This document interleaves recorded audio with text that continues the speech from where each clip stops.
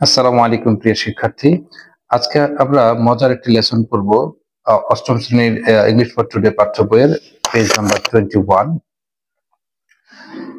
এখানে একটি গুরুত্বপূর্ণ কবিতা দেখতে পাচ্ছি, ওড অন সলিটিউড।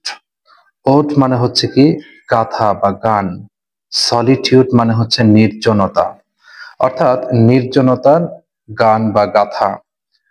এই কবিতাটি লিখেছেন আলেকজান্ডার পোপ। এই কবিতায় তিনি মূলত বোঝাতে চেয়েছেন যে আমাদের সুখী হওয়ার জন্য জীবনে খুব বেশি কিছুর প্রয়োজন নেই। যারা অল্পতেই তুষ্ট, যারা খুব সামান্যতেই খুশি, তারাই কেবল সত্যিকারের সুখ পায়।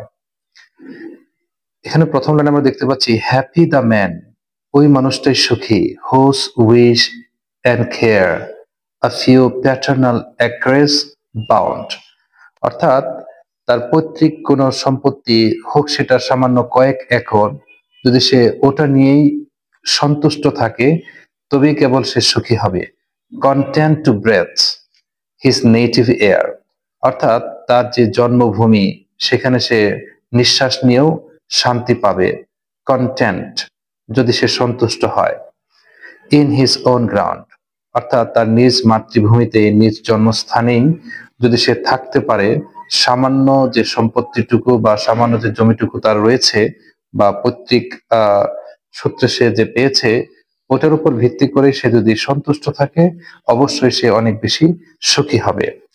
Hose hearts with milk, whose fields with bread, অর্থাৎ তার যদি কোনো গবাদি পশু থেকে থাকে, গরু ছাগল, তো এই গবাদি পশু থেকে সে মিল্ক পাবে।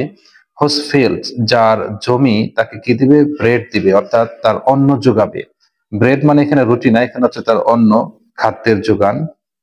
Hose flocks supply him with attire, অর্থাৎ তার যে পশু আছে, এই পশু থেকে সে কি পাবে? অ্যাটায়ার, তার পোশাক পাবে।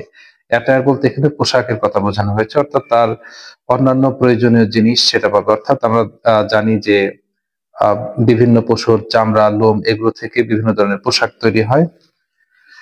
Hose trees in summer yield him shade, অর্থাৎ গ্রীষ্মের প্রখর রোদের মধ্যে তার সেই মাতৃভূমির গাছগুলো তাকে দিবে ছায়া।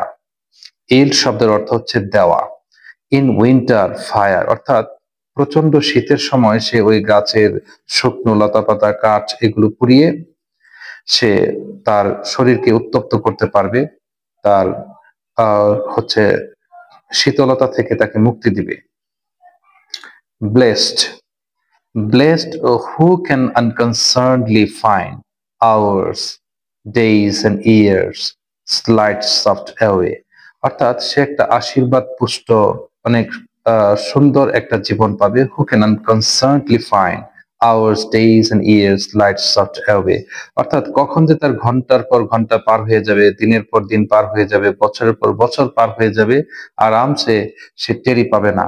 অর্থাৎ তার জীবনটা কাটবে অত্যন্ত শান্তিপূর্ণভাবে। ইন হেলথ অফ বডি, যখন তার শরীরটা থাকবে সুস্থ। পিস অফ মাইন্ড, মনে থাকবে প্রশান্তি। কোয়াইট বাই ডে, অর্থাৎ তার দিনগুলো ঠিক এইভাবেই কাটবে। এর পরের লাইন আমরা দেখতে পাচ্ছি, সাউন্ড স্লিপ বাই নাইট, অর্থাৎ রাতে তার খুব নিরাপদে আরামের ঘুম হবে। স্টাডি অ্যান্ড ইজ, তার কোনো অধ্যয়ন যদি থাকে সেটাও খুব আরামসে হবে। টুগেদার মিক্সড সুইট রিক্রিয়েশন, অর্থাৎ তার পড়ালেখা, তার রাতের ঘুম এবং আরামের সমস্ত কাজ করার মধ্য দিয়েই তার সুন্দর মধুর বিনোদন হবে। And innocence with most does please with meditation, অর্থাৎ সে ধ্যান করার একটা সুযোগ পাবে তার এই নিরিবিলি পরিবেশে, অর্থাৎ গ্রামীণ পরিবেশে। তার সেই পৈতৃক ভিটায় সে ধ্যান করার একটা সুযোগ পাবে, মেডিটেশনের সুযোগ পাবে বা ধর্মীয় চর্চার সুযোগ পাবে। এবং সেটাই হচ্ছে ইনোসেন্স, অর্থাৎ নিষ্পাপ অবস্থা, অর্থাৎ মাসুমি অবস্থা, মাসুম অবস্থা। দাস লেট মি লিভ, কবি বলতে চাচ্ছেন এভাবেই আমাকে বাঁচতে দাও। আনসিন, আননোন, অর্থাৎ আমাকে কেউ দেখবে না, আমাকে নিয়ে খুব বেশি আলোচনা হবে না, আমি কারো কোনো সভা বা কোনো অনুষ্ঠানের মুখপাত্র হব না। আননোন, আমি অজানাই থেকে যাব। দাস আনলেমেন্টেড লেট মি ডাই, আমাকে এমন ভাবে মরতে দাও যাতে আমার জন্য কেউ বিলাপ করে কান্না না করে। ল্যামেন্ট শব্দের অর্থ হচ্ছে কি কান্না করা, বিলাপ করে কান্না করা। স্টিল ফ্রম দ্য ওয়ার্ল্ড, এখানে স্টিল শব্দের অর্থ হচ্ছে মরে যাওয়া, মৃত্যুবরণ করা। স্টিল ফ্রম দ্য ওয়ার্ল্ড, আমি দুনিয়ার বুক থেকে চলে যাব। নট আ স্টোন, আমি কিচ্ছু নিব না, একটা পাথরের কণাও আমি এই দুনিয়ার বুক থেকে নেব না। টেল হোয়ার আই লাই, আমাকে বলো যে আমি আসলে কোথায় ঘুমাবো, কোথায় আমার শেষ নিদ্রা হবে। তো প্রিয় শিক্ষার্থী, কবিতাটি তোমাদের কেমন লাগলো নিশ্চয়ই কমেন্টে জানাবে।